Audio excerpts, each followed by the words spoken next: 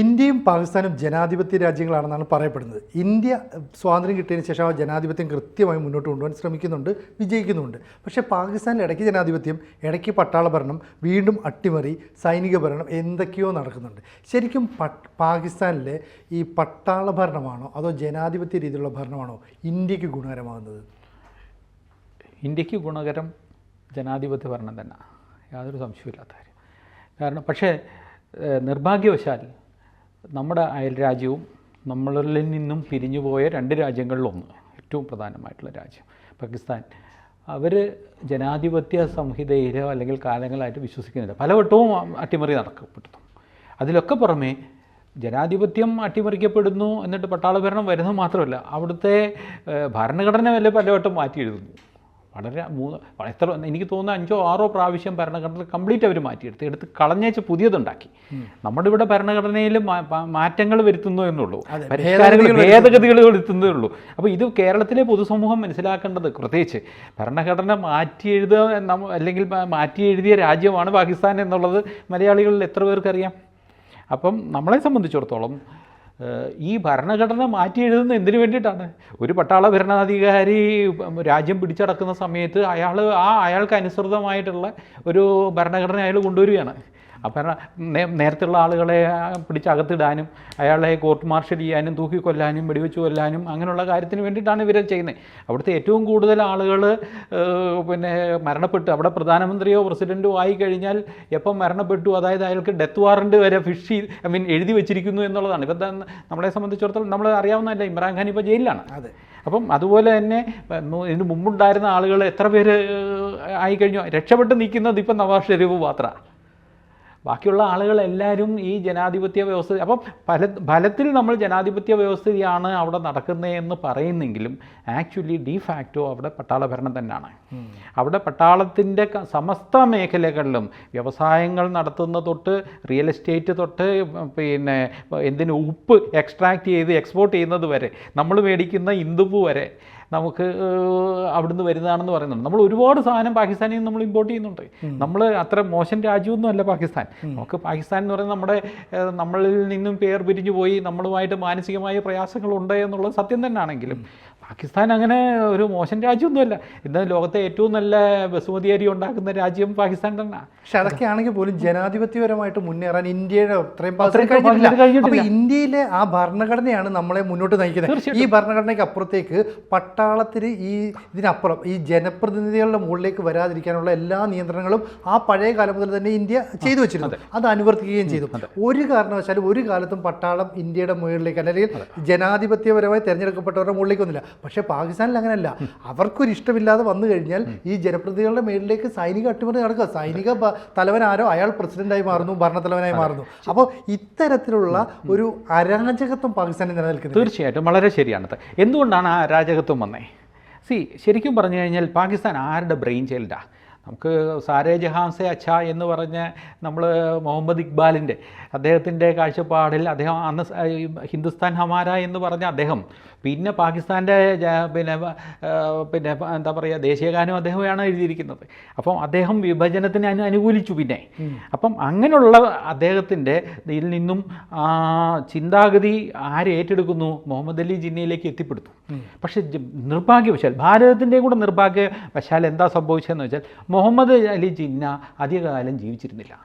അദ്ദേഹത്തിൻ്റെ കാഴ്ചപ്പാടിനനുസരിച്ചിട്ട് ഒരു ജനാധിപത്യ പാകിസ്ഥാനോ ഒരു സെക്കുലർ പാകിസ്ഥാനോ കൊണ്ടുനടക്കാൻ ജന്നയ്ക്ക് കഴിഞ്ഞില്ല എന്നുള്ളതാണ് ഏറ്റവും വലിയ കാര്യം.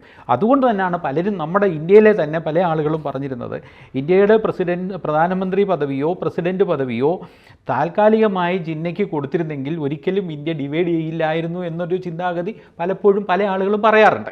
കാരണം എന്താ വെച്ചാൽ അങ്ങനെ ഒരു കോംപ്രമൈസ് ഫോർമുല വന്നിരുന്നെങ്കിൽ ചിലപ്പോൾ ഉണ്ടാവില്ല എന്ന് പറയുന്ന ആളുകളുണ്ട്.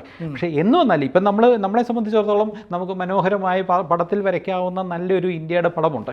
അപ്പോൾ പാകിസ്ഥാനെ സംബന്ധിച്ചിടത്തോളം നമ്മളെ സംബന്ധിച്ചിടത്തോളം ഒരു ജനാധിപത്യ പാകിസ്ഥാൻ വരണം എന്ന് തന്നെയാണ് നമ്മുടെ ആഗ്രഹം. കാരണം എന്താണെന്ന് വെച്ചാൽ ധാരാളം നമ്മൾ ഒരേപോലെ ചിന്തിക്കുന്ന, ഒരേപോലുള്ള ആഹാര രീതികളുള്ള, ഒരേപോലുള്ള സാംസ്കാരികമായിട്ടുള്ള ഒരേ ഭൂവിഭാഗത്തിൻ്റെ ഒരു കഷ്ണമാണ് അപ്പുറത്ത് കിടക്കുന്നത്. ഏതുമാതിരി നമ്മളൊരു വലിയൊരു തറവാടുണ്ടായിരുന്നു, ആ തറവാടിൽ ഒരു ഭാഗം നമ്മൾ അപ്പുറത്തെ ചേട്ടനോ അനിയനോ നമ്മൾ മാറ്റി വെച്ചിരിക്കുന്നു.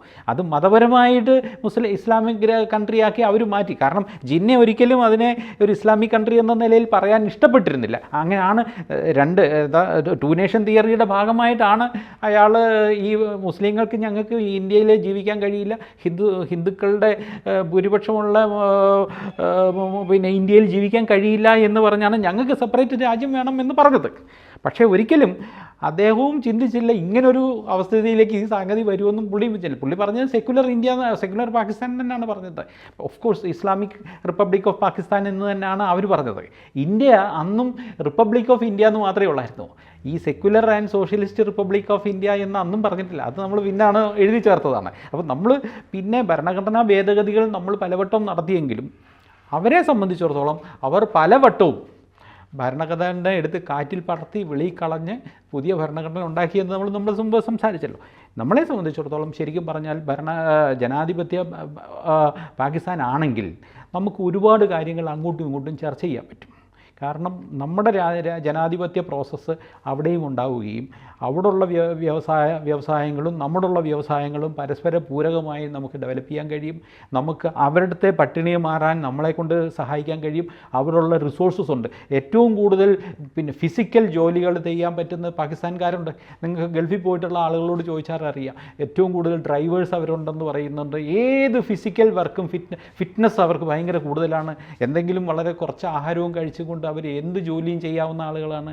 പിന്നെ do it to yourself, DIY, എന്ത് കാര്യവും ജങ്ക് കാര്യങ്ങളിൽ നിന്നും അവർക്ക് ചെയ്യാൻ പറ്റുന്നുണ്ടാവും. അപ്പോൾ അങ്ങനെയുള്ളൊരു അവസരത്തിൽ ഇന്ത്യയെ സംബന്ധിച്ചിടത്തോളം പാകിസ്ഥാനുമായിട്ട് നല്ലൊരു ടേംസ് ഉണ്ടാവുന്നതാണ് ഇന്ത്യക്കും നല്ലത്. നമ്മളെ സംബന്ധിച്ചിടത്തോളം ഏറ്റവും വലിയ ഡിഫൻസ് ബഡ്ജറ്റ് അവർക്കും കട്ട് ചെയ്യാം, നമുക്കും കട്ട് ചെയ്യാം. അപ്പോൾ ഈ ഇന്ത്യയെ സംബന്ധിച്ചിടത്തോളം ഇന്ത്യ എല്ലാ കാര്യങ്ങളിലും ഒരു പിന്നെ എന്താ പറയുന്നത് സ്വയം പര്യാപ്തമാകാൻ ശ്രമിക്കുന്നുണ്ട്. ഇപ്പോൾ സാമ്പത്തിക കാര്യങ്ങളിലായിക്കോട്ടെ, സൈനിക കാര്യങ്ങളിലായിക്കോട്ടെ, മറ്റു കാര്യങ്ങളിലെല്ലാം തന്നെ ഇന്ത്യ അങ്ങനെ ചെയ്യുന്നുണ്ട്. പക്ഷേ പാകിസ്ഥാനെ സംബന്ധിച്ചിടത്തോളം അവിടെ ഇപ്പോഴും ഉള്ള പ്രശ്നം പട്ടിണിയിൽ നിന്ന് അവർക്ക് പൂർണ്ണമായിട്ടും മുന്നേറാൻ കഴിയുന്നില്ല. അപ്പോൾ അവിടെ സൈനിക ആവശ്യങ്ങൾക്ക് മറ്റു കാര്യങ്ങൾക്ക് വേണ്ടിയിട്ട് പണം ധാരാളമായി ചെലവഴിക്കുമ്പോൾ അവിടുത്തെ ജനങ്ങളുടെ പട്ടിണിയും പ്രശ്നങ്ങളും പരിഹരിക്കാൻ അവിടുത്തെ ജനാധിപത്യ സംവിധാനത്തിന് കഴിയുന്നില്ല. ഇതിൻ്റെ പ്രധാന കാരണം ജനാധിപത്യത്തെ ഇടയ്ക്ക് അട്ടിപ്പറിച്ചുകൊണ്ട് സൈനികർ വരുന്നു.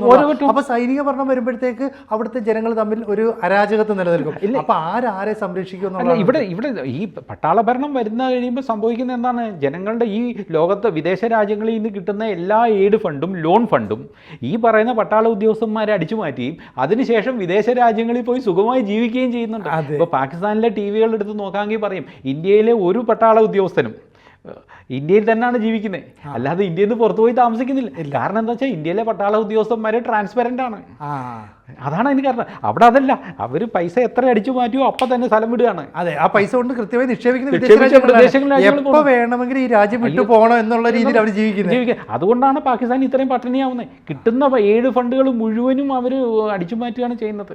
അതുകൊണ്ടാണ് അതിൻ്റെ പ്രശ്നം. ഇപ്പം ഇന്റർനാഷണൽ മോണിറ്ററി ഫണ്ടിൽ നിന്ന് തന്നെ പൈസ കടം ചോദിച്ച് അവർ നിൽക്കുന്നു. അവർ അതിന് പകരം ഈട് ചോദിക്കുന്നത് പാകിസ്ഥാൻ്റെ പ്രധാനപ്പെട്ട പല കാര്യങ്ങളുമാണ്. അതൊക്കെ ഇവർ കൊടുക്കാൻ തയ്യാറാണ്. കാരണം നിവൃത്തിയില്ല, ജീവിതം മുന്നോട്ട് കൊണ്ടുപോകാൻ പറ്റുന്നില്ല. ഇപ്പോൾ ഈ ജീവിതം മുന്നോട്ട് കൊണ്ടുപോകാതിരുന്നു കഴിഞ്ഞാൽ നാളെ എന്ത് ചെയ്യുന്നില്ല, അയൽക്കാരനെ വെട്ടിക്കൊല്ലുന്ന അവസ്ഥ ഉണ്ടാവും. കാരണം ജീവിക്കണമല്ലോ, അപ്പോൾ പൈസ വേണം, അപ്പോൾ കൊള്ളയടിക്കണം. അപ്പം കൊള്ളയും കൊള്ളിവയ്പും ഒക്കെ ആയിട്ട് ഒരു വശത്ത് കാര്യങ്ങൾ നടക്കുന്നു, മറുവശത്ത് സൈനികർ അവരുടെ ഇഷ്ടം പോലെ നടക്കുന്നു.